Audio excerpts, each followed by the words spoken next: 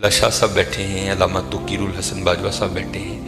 یہ فقہ کی کتابوں میں لکھا ہے کہ جب مسجد کی صفائی کی جائے نا تو جو مسجد کا کوڑا ہے نا، ظاہر ہے نکلے گا نا کوڑا کا، ریت ہوگی، مٹی ہوگی، کچھ اور بھی معاملات ہو سکتے ہیں، تو فقہ کی کتابوں میں لکھا ہے کہ جو مسجد سے نکلنے والا کوڑا ہے اس کوڑے کو اس جگہ نہ پھینکا جائے جہاں عام گھروں کا کوڑا آتا ہے، کہ مسجد کے کوڑے کا بھی ادب کرنا ہے کہ یہ اللہ کے گھر کا کوڑا ہے۔ اس لیے حضرت ادب کیا کرو، ادب کیا کرو، ادب کیا کرو۔ ادب پہلا کرینہ ہے محبت کے کرینوں میں۔ اس لیے جب کبھی اللہ جل شانہ کے گھر میں آنے کی توفیق ہو جائے نا تو اپنی آوازیں پست رکھا کرو، یہاں آواز بلند نہیں کرنی ہے۔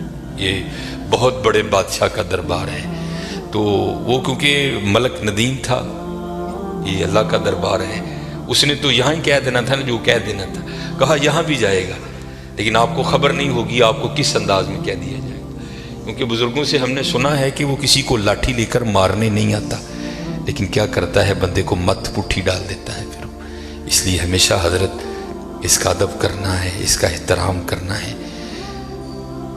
میں نے جب پڑھا نا کہ حضرت سیدنا عمر بن خطاب امیر المومنین رضی اللہ تعالیٰ عنہ آپ مسجد کی صفائی خود کیا کرتے تھے، آپ مسجد کی صفائی خود کیا کرتے تھے، اس لیے حضرت اس گھر سے پیار کرو، اس گھر کی خدمت کرو، اس گھر کو سجاؤ، اس گھر کو سنوارو۔ جس کسی نے بھی اس گھر کی خدمت کی نا تو حضرت پھر وہ خالی نہیں رہا کبھی بھی۔ یہاں حضرت دنیا کے دو ٹگے کے جو چودھری ہیں ان کی کرو تو کچھ نہ کچھ مل ہی جاتا ہے حضرت، وہ یہ تو حضرت بادشاہوں کے بادشاہ کا گھر ہے، تو اس کی کرے گا تو اسے نہیں ملے گا، اسے اتنا ملے گا کہ نسلوں سے بھی ختم نہیں ہوگا۔ لیکن دکھ کی بات یہ ہے کہ حضرت آج چودھریوں کے درباروں کا بھی تقدس قائم ہے، آج چودھریوں کی مجلسوں کی بھی رونقیں قائم ہیں، لیکن دکھ کی بات حضرت ہم نے پتہ نہیں اس گھر کو کیا سمجھ لیا۔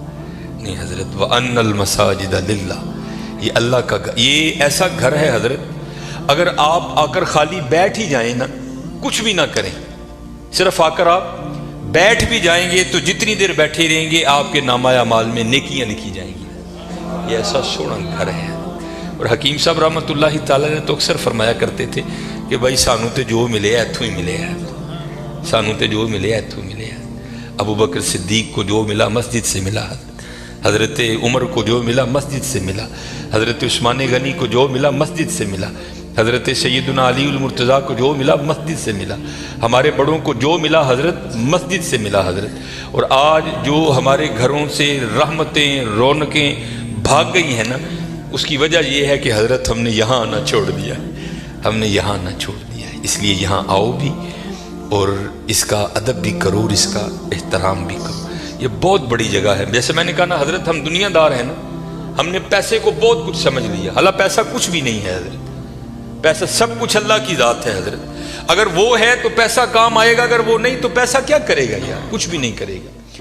یہ مولانا روم علیہ الرحمہ مثنوی شریف میں آپ لکھتے ہیں کہ کوئی بابا جی تھے اور مال ان کے پاس بڑا تھا، اللہ نے بڑا مال دیا، وقت نزاع آ گیا، ان کو پتا تھا جو میرے بیٹے ہیں وہ نکمے ہیں، مال میں نے کمایا ہے، یہ عیاشی کریں گے اجاڑیں گے، جواب اللہ کے حضور مجھے دینا پڑے گا۔ علماء سے صوفیاء سے ان کی سنگت تھی، صحبت تھی، مشورہ کیا انہوں نے۔ کرتے کیا ہیں، انہوں نے 2 وصیتیں لکھی۔ پہلی وصیت لکھ کے نا شاپر میں ڈال کر اوپر لکھتے ہیں اس وصیت کو تب پڑھا جائے جب سارے لوگ میرا جنازہ پڑھنے کے لیے اکٹھے ہو جائیں۔ ایک اور وصیت لکھی، اسے شاپر میں ڈالا، لفافے کو بند کیا اور اس کے اوپر لکھا اس وصیت کو تب پڑھا جائے جب میرا جنازہ پڑھ دیا جائے۔ اب چودھری تھا، میں تو اکثر احباب سے پوچھتا ہوں پتہ نہیں حضرت ہم نے تو کہیں نہیں پڑھا، شاید آپ نے پڑھا ہو تو ہمیں بھی بتائیے گا، کہاں لکھا ہے کہ امیر کے جنازے میں زیادہ ثواب ہے، غریب کے نہیں ہوتا، غریب کے جنازے میں آتا ہی کوئی نہیں حضرت، پاس سے بھی گزرے گا اپنی دکان پر بیٹھے رہیں گے، غریب کے جنازے پہ کوئی بھی نہیں جائے گا حضرت۔ اور اگر جنازہ ہو کسی امیر آدمی کا، ہمیں اطلاع کسی بھی راہ صلاح سے مل جائے ہم ضرور پہنچیں گے حضرت۔ اور یہ میں نے اب دیکھا ہے حضرت، پہلے جنازے پہ کون ملا کرتا تھا کسی سے، اب جناب جنازے پہ بھی لوگ ایسے ملتے ہیں جیسے شادیوں پر ملا جاتا تھا، اور اس کا مقصد کیا ہوتا ہے، پاجی دھیان رکھیو میں بھی آیا جی تے جے کل کو میرا مر گیا تو تسی بھی آنا جی۔ عجیب رنگ لگ گیا یار، आधा आधा घंटा, पौना पौना घंटा लोग हजरत बड़े वहां खड़े होकर एक दूसरे को मिलते रहते हैं। लोग जनाजा पढ़ने के लिए आ गए, इमाम साहब भी खड़े हुए, आपने लोगों को नीयत बताई।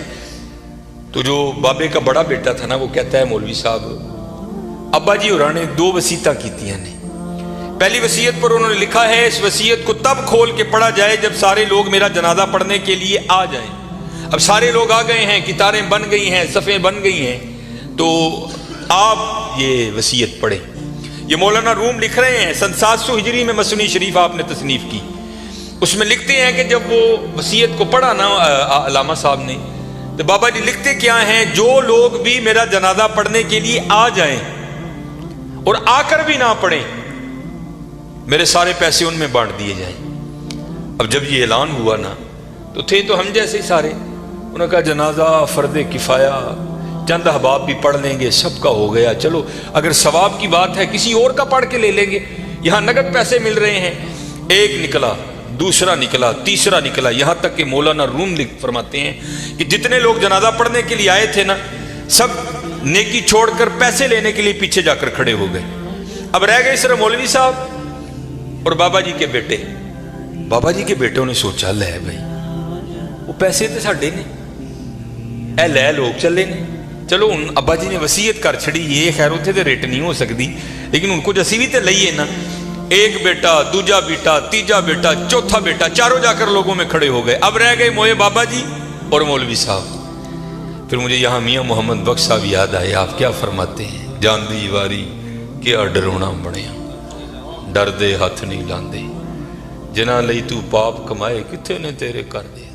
और रोना है जी हजरत, मैंने बड़ा बड़ा कुछ देख लिया है, इतना इतना कुछ देखा है कि दिल करता है सिर चिखे पा के कि टुर जाइए साइड, लेकिन क्या करें, ड्यूटियां लगी हैं, निभानी पड़ती। मैं नया नया गया ना जो बागडा कलूं, अमीर आदमी, लैंड क्रूजर, प्राडो जनाब, सज्जे खब्बे, मेरी भी थोड़ी फिरकी घूम गई, बड़ी मोहब्बत मिली जनाब। अक्सर बड़े बड़े नाम जाते हुए वसीयत कर गए कि सानू गुसल जड़ा नाफा साहब देन गया। मैं भी नया नया था, मैंने भी चले जाना। एक बहुत बड़ा हजरत सियालकोट का नाम है, गुस्ल देने के लिए गया। इसी तरह सर्दियां थी, बाबा लेटा है चारपाई पे, उसका बेटा खड़ा था, तो बाबे ने ना स्वेटर पहन रखा था। स्वेटर भी कोई माड़ा स्वेटर नहीं हजरत, ब्रांड का स्वेटर, कई हज़ार उसकी कीमत होगी। तो मैंने बड़े बेटे को कहा, मैंने कहा गल बात सुन लो, जो तेरे हाथ में ये जो एप्पल का मोबाइल है ना, जिसकी कीमत इस वक्त भी 1.5 लाख से ऊपर है, ये बाबे की कमाई का है। ये तूने हाथ पे राडो बांध रखी है ना, ये बाबे की कमाई की है। ये तेरे पास लैंड क्रूजर है ना, ये बाबे की कमाई की है।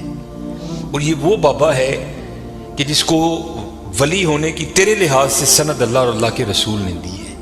ये जैसा भी है तेरे लिए वली है। जिम्मेदारी मेरी है, जे तू कहें तो मैं बाबे का स्वेटर एने तेन ला के दिना वा कि बाबे ने तकलीफ नहीं होएगी, तो स्वेटर तू रख लै, बाबे का स्वेटर है, ए सदके तेरिया मौजा ने पाया कर।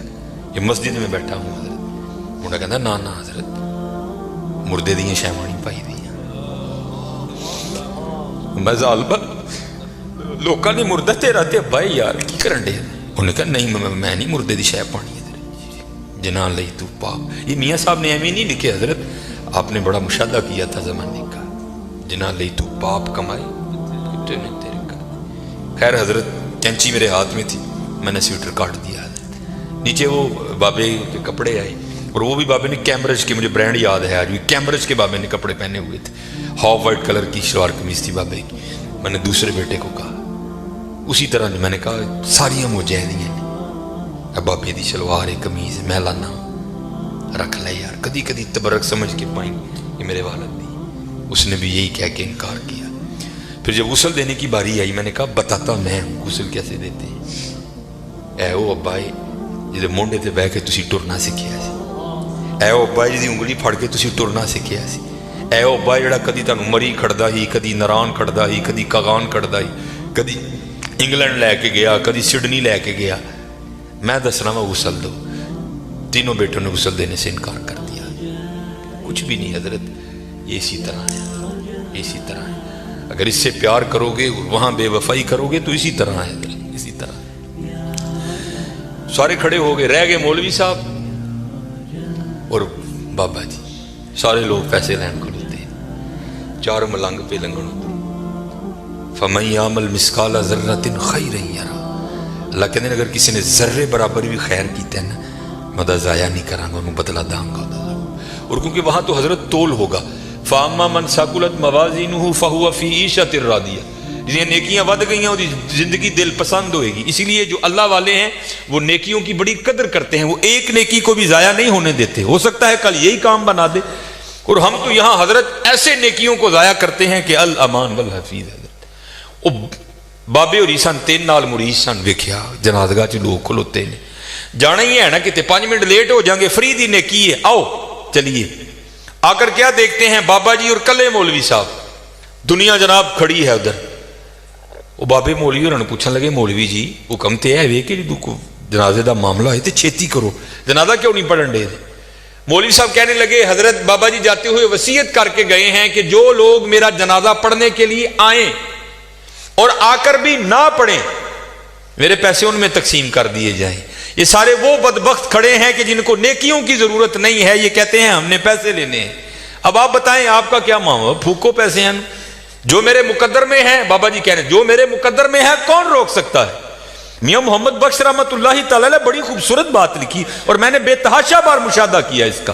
آپ فرماتے ہیں اندھیر غبار باورچی خانہ سہ منا وچ پکدا، باج مقدروں ککھ نہیں لبدا، دیگی روے ترکدا۔